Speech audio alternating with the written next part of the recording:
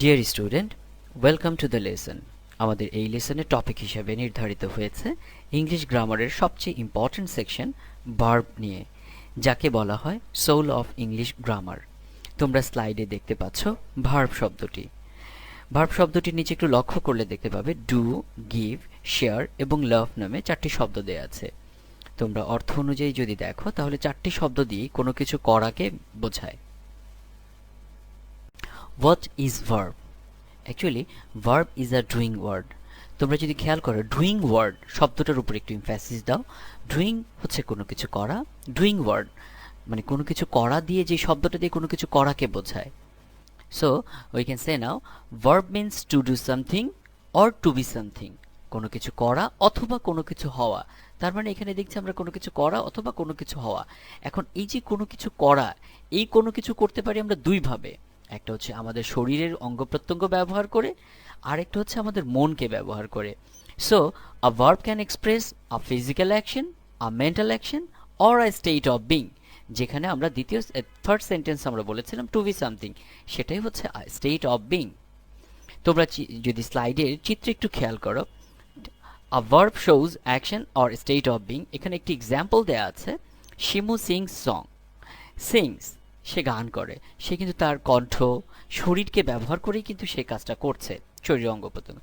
আবার দেখো সারা is beautiful, সারা সুন্দর। এই যে হওয়া, সারা কি? সারা হচ্ছে সুন্দর। এখানে স্টেট অফ বিংকে প্রকাশ করা হচ্ছে। So we can say verb express actions. Verb প্রকাশ করে কাজ। তাহলে কাজ কি কি প্রকাশ করে আমরা এর আগেও বলেছি, আগের স্লাইডে। Physical action, a mental action, a state of being. তোমরা যদি খেয়াল করো এক্সাম্পলগুলো, physical action to swim, to ride and to climb. দেখো সাঁতার কাটা, লেখা অথবা চড়া। এই যে তিনটা কাজ, এই তিনটা কাজকে করতে হলে আমাদের শরীরকে ব্যবহার করে করতে হয়। দ্যাট মিন্স এটা physical action. Mental action to think, to realise and to consider. আমরা এই তিনটা জিনিসই আমাদের করতে হয় মনকে ব্যবহার করে। দ্যাট মিন্স এগুলো মেন্টাল অ্যাকশন, এগুলোও কাজ। আরেকটি জিনিস যেটা বলেছি, a state of being, to be verb, যেগুলোকে আমরা বলি অ্যাম, ইজ, আর, ওয়াজ, ওয়ার। এছাড়াও আরও কিছু কাজ দিয়ে আমরা হওয়াকে বোঝাই, to appear. Okay, now classification. There are two kinds of verbs. Verb দুই রকমের প্রধানত। নাম্বার 1 ফাইনাইট ভার্ব, নাম্বার 2 নন ফাইনাইট ভার্ব। ফাইনাইট ভার্ব হচ্ছে সমাপিকা ক্রিয়া, অর্থাৎ যে ভার্বটি দ্বারা বাক্যের অর্থ কমপ্লিটলি এক্সপ্রেস করা যায়, বাক্যের অর্থ সম্পূর্ণরূপে প্রকাশিত হয় যে ভার্বটি, সেটি হচ্ছে finite verb.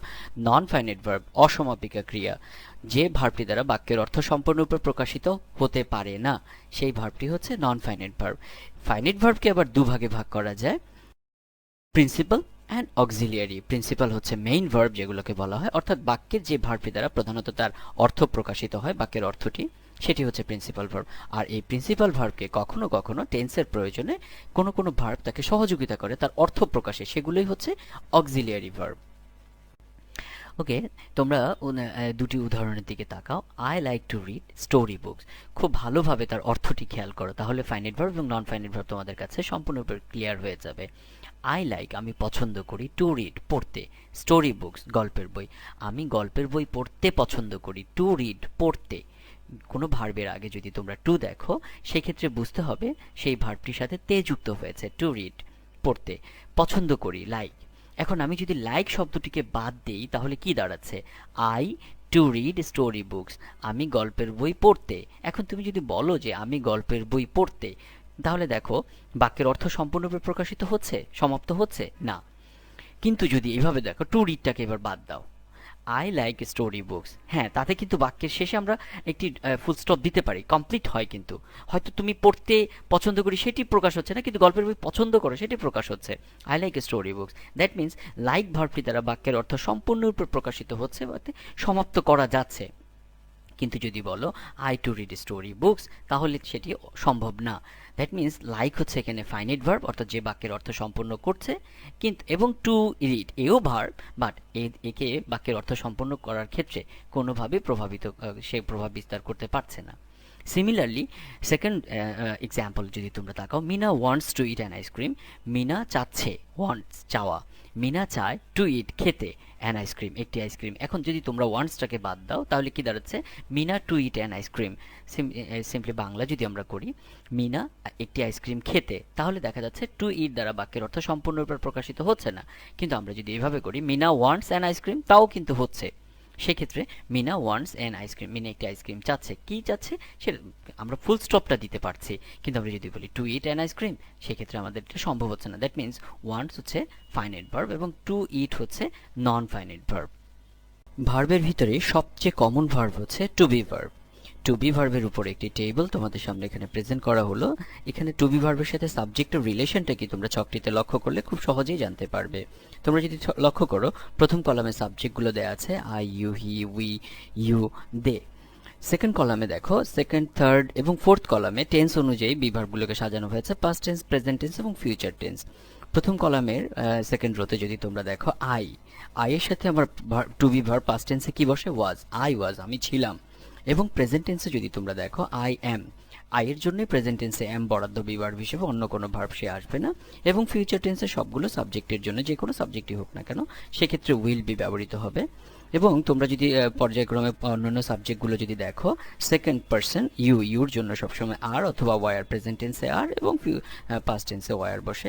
R he, she, ইট অথবা কোনো নাম, সেক্ষেত্রে এগুলো থার্ড পারসন সিঙ্গুলার নাম্বারকে নির্দেশ করে। এগুলোর জন্য পাস্ট টেন্সে ওয়াজ এবং প্রেজেন্ট টেন্সে ইজ বসে। বাকি সব ক্ষেত্রেই আর ব্যবহৃত হয় প্রেজেন্ট টেন্সে এবং ওয়ার ব্যবহৃত হয় পাস্ট টেন্সে।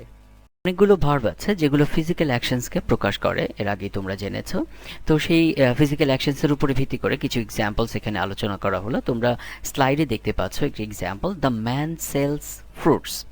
লোকটি ফল বিক্রি করে। এই যে বিক্রি করে, এটি হচ্ছে তার কাজ। এখন এই বিক্রিটা সে মনে মনে কিন্তু করতে পারে না, তাকে ফিজিক্যালি এখানে ইফোর্টটা দিতে হয়। দ্যাট মিনস এই যে সেলস ভার্বটি, এটা ফিজিক্যাল অ্যাকশনসের আওতাভুক্ত। সেকেন্ড এক্সাম্পলে তোমরা দেখতে পাচ্ছ, the student wrote the answer.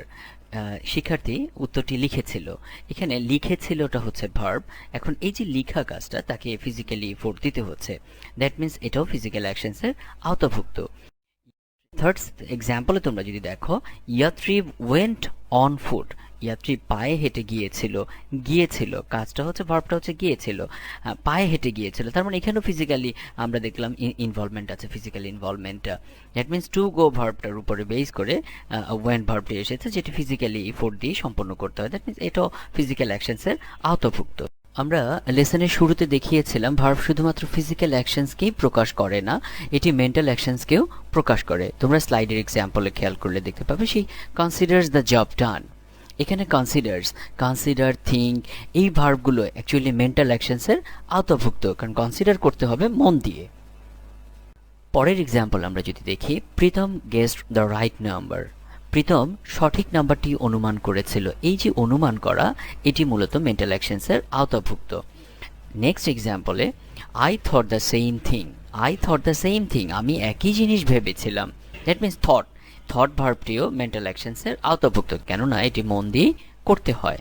এবার আসো ভার্বের থার্ড এক্সপ্রেশনের উপরে। ভার্বের third expression state of being.